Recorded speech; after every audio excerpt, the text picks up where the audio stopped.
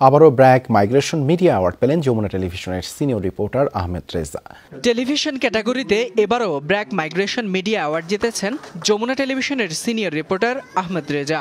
Remittance যোদ্ধারা দেশে যখন ফেরত আসেন সেখানে তাদের সামাজিক মানসিকভাবে একটা অস্থিরতার মধ্যে দিয়ে যেতে হয়, তারপরে তারা জীবনের মোড়টাকে কেমন করে পরিবর্তন করেছেন সেটি নিয়ে আমার প্রতিবেদন ছিল।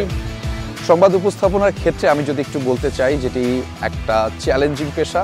সবসময় আপনাকে এখানে চ্যালেঞ্জ নিতে হবে, সময়ের সাথে চলতে হবে, নিজেকে তৈরি করতে হবে, সেটা জ্ঞানগত কিংবা শারীরিক মানসিক সব দিক থেকে।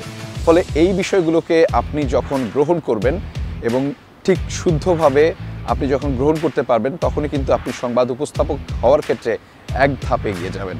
এবং সেই জায়গা থেকে সহায়তা করতে পারে একটি দক্ষ ইনস্টিটিউট। একজন সফল সংবাদ উপস্থাপক হতে গেলে অবশ্যই আপনাকে বেশ কিছু চ্যালেঞ্জ মোকাবেলা করতে হবে এবং সেই চ্যালেঞ্জগুলো মোকাবেলার ক্ষেত্রে সেরা ইনস্টিটিউট থেকে দক্ষ প্রশিক্ষণ নিতে হবে আপনাকে। আমরা আছি মাস্টার মিডিয়াতে, আপনিও আসুন, দেখা হবে। আজকে ক্লাসে অনেক ভালো সময় কাটালাম অনেকগুলো স্বতঃস্ফূর্ত শিক্ষার্থীর সাথে, যারা আসলে শিখতে চায়, জানতে চায় এবং বুঝতে চায়। মূলত কি বুঝতে চায় সেটাই হচ্ছে প্রশ্ন। তারা আসলে সংবাদ উপস্থাপনাটাকে জানতে চায় এবং সেটা নিজের মতো করে শিখতে চায়।